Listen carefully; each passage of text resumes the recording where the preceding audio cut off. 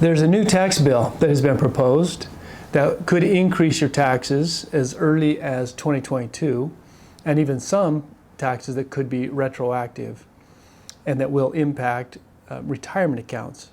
That is the subject of this video.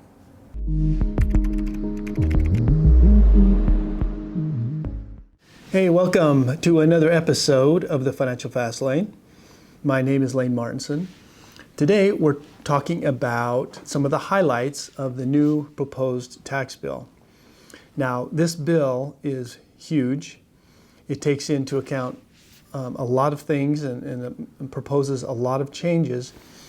If it were to sit on my desk, it would probably be a stack of papers that high. A very large bill with just a lot of information. But so in this video today, I'm going to simplify. I'm not going to talk really about the corporate tax increases, but more specifically, how this might impact you, how may it impact your retirement accounts. So the first thing is that if this bill becomes law, it will close the backdoor Roth. So to everyone, and that would go into effect 2022.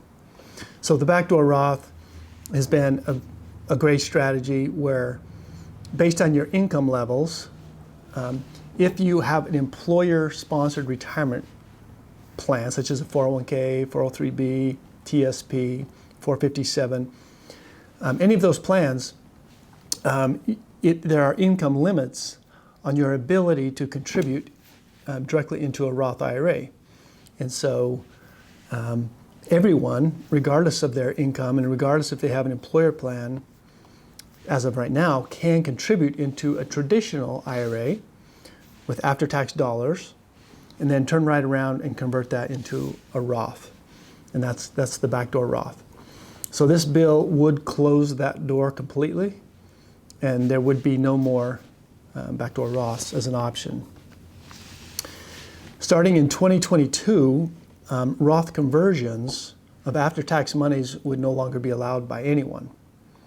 So if you've got anytime you put after-tax money into a traditional retirement account, meaning a pre-tax retirement account, and that money is identified as basis, and if you do Roth conversions, you can get that money into a Roth, but this bill would change that.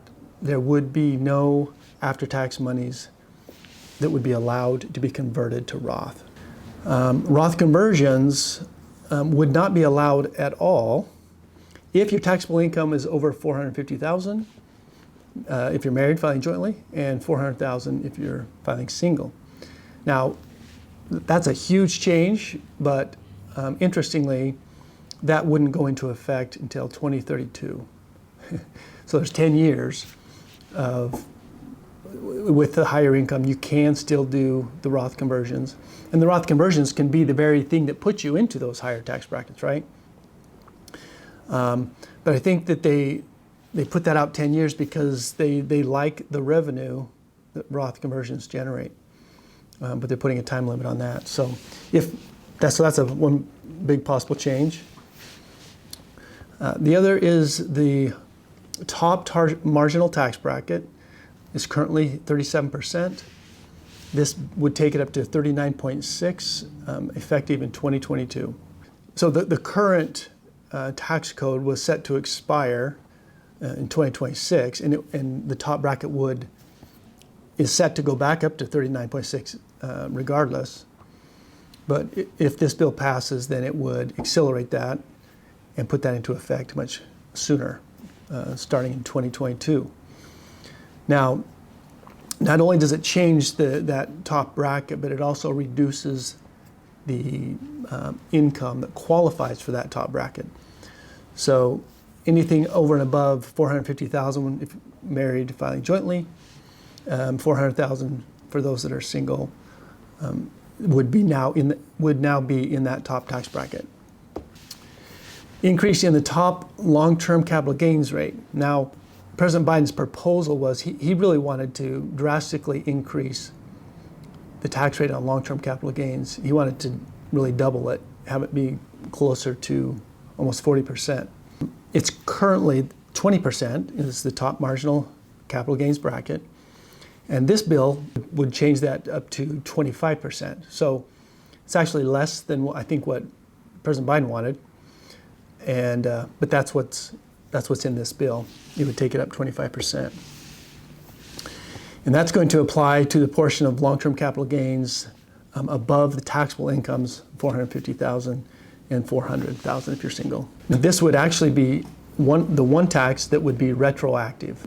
So it would have to do with any capital gains that were realized of September 14th, 2021 or later, unless there was a sale that was already under contract. So if you had some land or some rental property or something like that that had a lot of appreciation and you're selling it,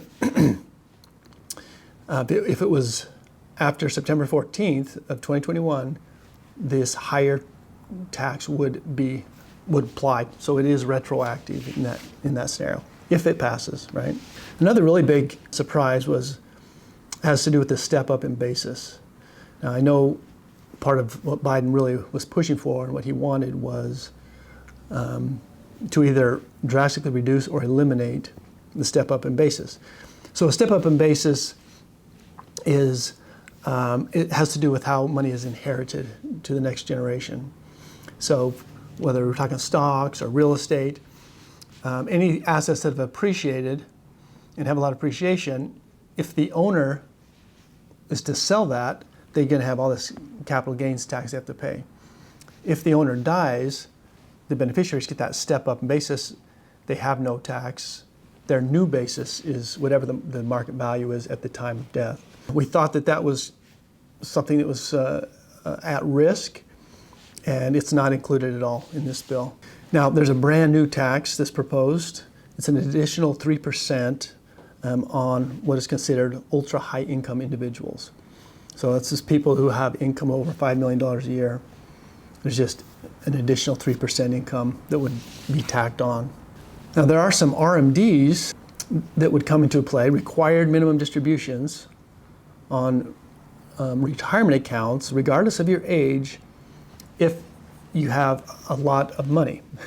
So if you have between IRAs, Roth IRAs, 401ks, annuities, investments, all of your different types of retirement accounts, if that equals an aggregate of $10 million, then it's going to restrict you from contributing into retirement accounts, into IRAs and Roth IRAs.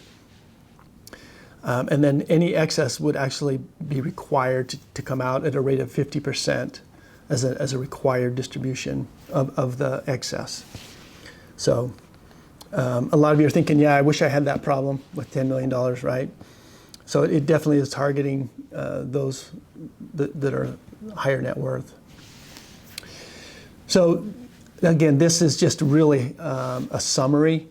It's kind of high level. None of this is law. It's just a proposed bill. It could happen. It could go into effect, and so some people will be affected more than others. And there's a whole lot of other things, like I said, in this thing. But I hope you found this beneficial, and I look forward to seeing you in the next episode of the Financial Fast Lane.